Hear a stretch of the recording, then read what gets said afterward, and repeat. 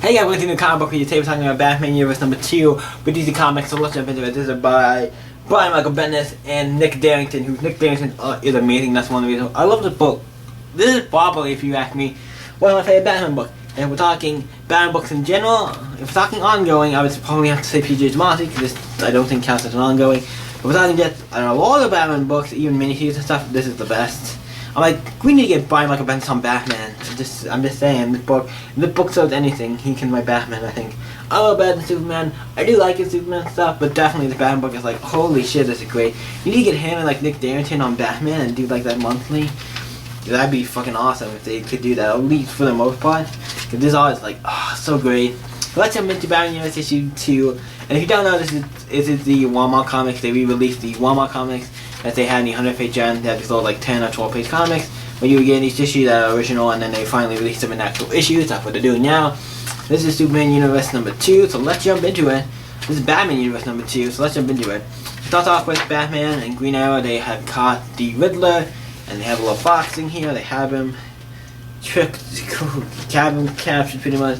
The cops come in and kind of screw shit up. So Batman, Green Arrow, they shoot some like smoke grenades and stuff, and then they get out of here. And they see some clues, and they go up, and they see the Riddler getting away. They grab him. Green Arrow grabs him, which is like a bow and arrow, pulls him in, gets him, and then they open the box, and it's like, oh, that's another Riddler. They kind of figure it out. Batman's scanning him for stuff because he's knocked him out of sleep, and then Green Arrow gets sprayed by stuff, and then he gets taken over by the thing and starts attacking Batman. Well, I was like, oh shit, hey look, it's Deceased. Hey, this is how Deceased really happened. We thought it was Green Arrow. That's a joke. This does not have anything to do with Deceased. I'm just making a joke. He got infected and he looks like he's going to attack Batman, like beat the shit out of him, kill him, or whatever. I'm just making a joke. It's not anything tied to Deceased, which is a joke. But Batman's like he's been poisoned. He's going to fight him. He eventually gets the antidote and was able to electrocute him. He's knocked out away. He gives him the antidote. He kind of gets back into it and everything, and they kind of get back into it. And then it goes to the Riddler, and he's talking, and he's like, I have the egg, here you go, here's the thing you wanted. And then he's like, and it's find out it's Vandal Savage. I'm like, ooh, Vandal Savage, nice. He looks not bad. Okay, Vandal Savage, that's interesting. Well, it makes sense. This is the thing he's been looking for forever, and he finally gets to have it. And technically in the Walmart comics, that's where that issue would end. But since they're doing this as a whole, and they're not even doing it as parts, so I'm like, didn't the first issue they do it as parts, like part 1 and part 2?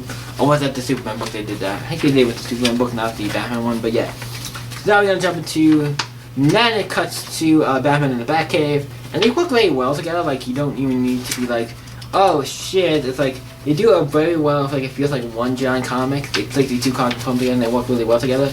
But I like that. They work pretty well together. And you don't feel like two specific stories. But yeah, this is really great. So the next we got Batman in the Batcave, which is an interesting looking Batcave. Really cool. I actually like the Batcave. It's like kind of cool. And then he gets puts on this like suit because he figures out where he needs to go. And it looked like, oh wait a minute, it's not the Batcave. It's kind of what looked like the Batcave at first, and I was like, oh shit, was he in this plane the whole time, in this Batwing the whole time, and it had a thing where he could, what looked like it was a Batcave or something in it, like a hologram thing inside of it. That's fucking cool. That's the case. That's fucking like that cool. And he puts on this cool like suit, like stealth suit, and he's like Gorilla City because he figures out that's where the Riddler is. So he sneaks around, tries to get him, and then all the guards like, oh cool, it's like, oh cool, it's Batman. It's like, yeah, thank you, team leader. And he talks to him about the Riddler and what the hell's going on. And they go and they find him, and then they find him there. It's like, okay, there he is. What's this? There's the note.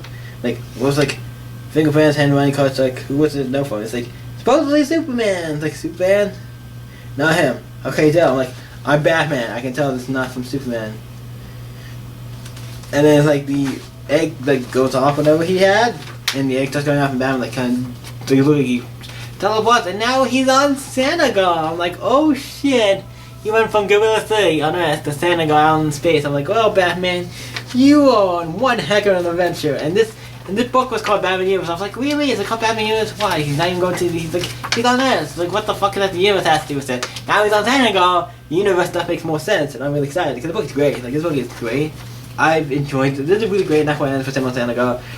So So it's like, oh, cool. So this book is great. I love Batman Universe. This is like my favorite Batman comic album now. It's like when I'm like, when this book comes out, I'm like, yeah, we gotta get this because this is fucking just a great book. I love this book. Batman Universe is great. This is issue number 2 by Ryan Bendis and Nick Darrington. I give it a 10. It's one of my favorite books out now. It's my favorite Batman book out now. It's just so great. We need more of this. Can we get this more? I think we need more Brian Michael Bendis on Batman. If this shows anything, he can write Batman like hella good. I think better than he can with other characters. Well, now it could be just he has a specific story in mind that works, that he's really good with. But this is a really good book. I like it. It's really fun. I enjoyed this book. It's hella great. Have you guys... So what do you guys think of Batman Universe number 2? Let me know in the comments down below and let's talk about it. You guys can always stay up. I got to you next week, you guys. Bye.